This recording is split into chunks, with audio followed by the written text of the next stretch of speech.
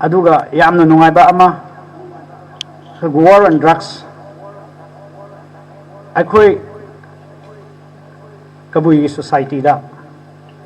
akhoi Zilengong society da communal gi wari nate akhoi poppy plantation tawdabase asi se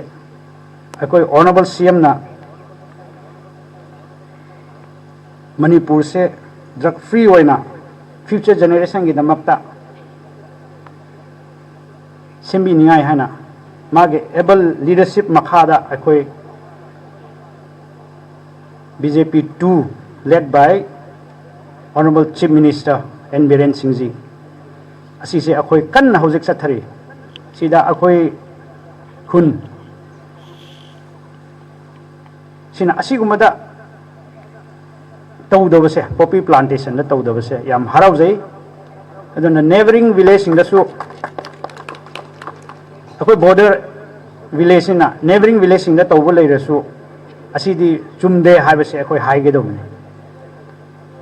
sumdaba pot tudi sumde na haina se yengaga lining bani hana yengaga sumdaba tawurga leirasu tumina yenga leiba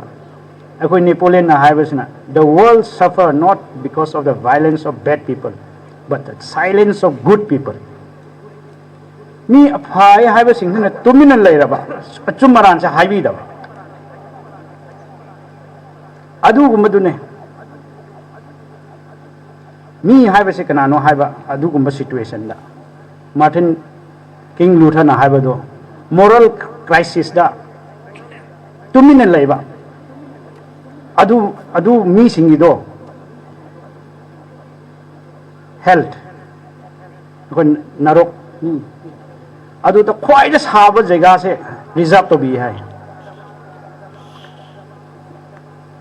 the person